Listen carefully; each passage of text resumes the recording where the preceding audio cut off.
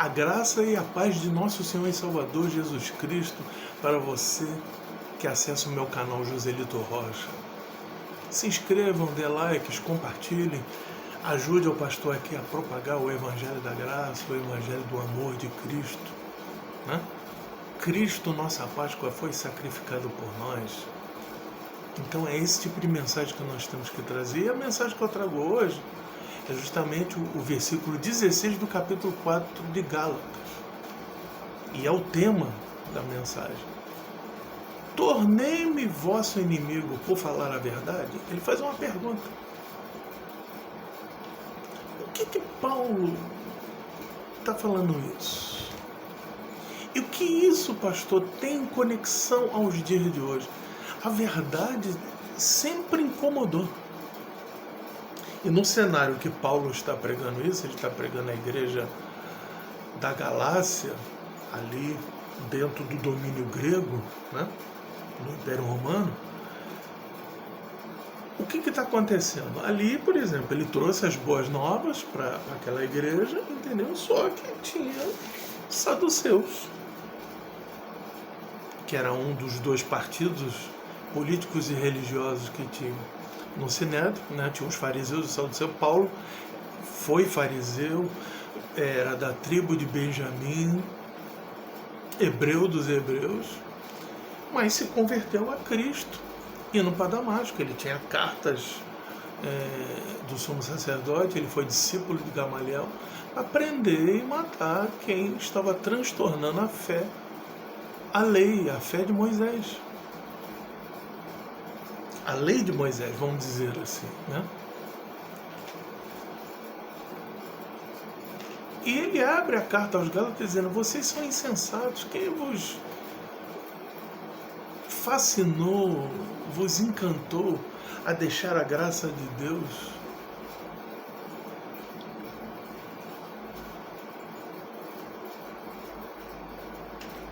Paulo, no capítulo 5, ele diz assim: cuidado, pois, que não deixais a graça de Deus e caia no jugo da servidão. Muitos colocam isso, não, isso é a servidão ao mundo. Não, era a servidão às leis.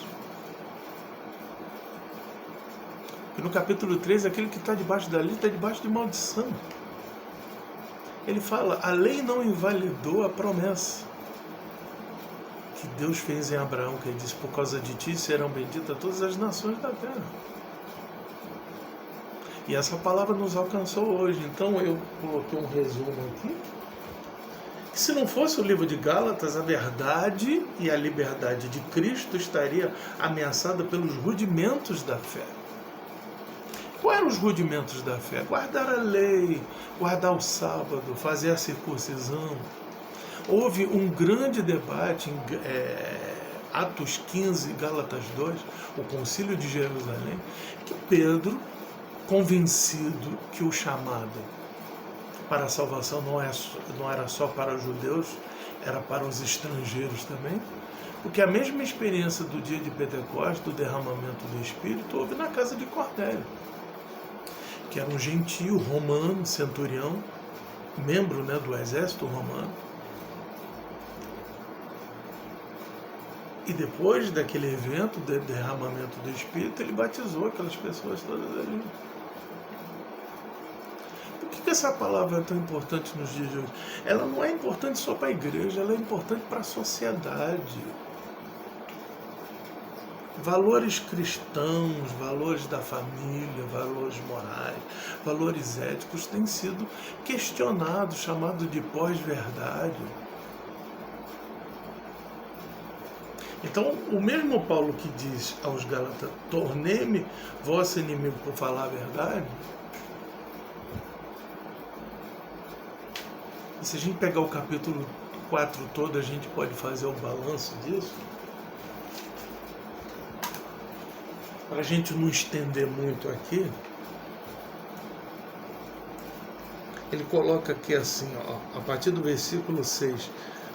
Porque vós sois filhos, Deus enviou aos vossos corações o Espírito do seu Filho, o Espírito Santo, que você clama: Abba, Pai. Assim não é mais servo, é filho, e também herdeiro de Deus por Cristo. Mas quando não conhecias a Deus, servia por natureza aqueles que não são deuses. Era o paganismo que tinha dentro do Império Romano a servir à idolatria, aos ídolos mudos, né? Mas agora, conhecendo a Deus, ou antes sendo conhecido de Deus, como vos tornais a esses rudimentos fracos e pobres, os quais querem vos servir, guardando dias, meses e tempos e anos, as festas, os preceitos? Esses saduceus, eles queriam. Barnabé, que começou a trabalhar com Paulo, começou a ser persuadido pela dissimulação deles. Como Paulo fala no início da sua carta aos Gálatas, ele diz assim também, entre o capítulo 1 e 2, ele falou assim, são falsos irmãos da lei, que nos dias de hoje também tem, que querem méritos para si, para você ficar dependente das pessoas. Aquele homem de Deus, ele ora muito por mim, ele jejua, ele paga o preço. Tem homens, pastores que pagam o preço. Não, que pagou o preço foi Jesus. Esse sim pagou o alto preço pela minha vida e pela tua vida. É desejo de Deus que todos cheguem ao conhecimento da verdade. Eu me identifico aí no rótulo da primeira igreja batista no Encantado como pastor Joselito, sou um pastor batista, mas a fé que salva não é a fé batista, nem a metodista, nem a presbiteriana, nem a universal, nem os católicos, nem os espíritas. O que salva é Jesus Cristo. Esse é que salva. Como ele diz, Jesus veio para salvar o mundo e não para condenar. O que condena a incredulidade é o pecado. E ele deixou apenas duas coisas para fazermos na igreja, que é o batismo, que diz, e de fazer discípulos de todas as nações, batizando em nome do Pai, do Filho e do Espírito Santo, e guardando todas as coisas que eu vos falei, eis que estarei convosco todos os dias, até a consumação do século. Quer dizer, o batismo, desde que entendamos que quando somos batizados, os pecados não ficam nas águas, o batismo por aspersão, pelo mergulho, não fica ali. Jesus levou sobre si as nossas iniquidades na cruz do Calvário. E o outro ofício é a ceia, onde o pão e o vinho simbolizam o corpo e o sangue de Jesus Cristo. Anunciamos a vossa morte, proclamamos a vossa ressurreição. Mas esses dois elementos, como diz assim, fazer isso em minha memória, para lembrar de que ele sacrificou o seu corpo, o corpo da sua carne, e derramou o seu sangue para perdoar os nossos pecados. Então, é o batismo e a ceia. Desde que entendendo que o batismo não salva ninguém, e nem a ceia também salva ninguém. Quem salva é o Senhor Jesus Cristo. Ele é que nos salva. Tem uns que dizem assim, aquele que não participa do meu corpo, do meu sangue, não tem parte comigo.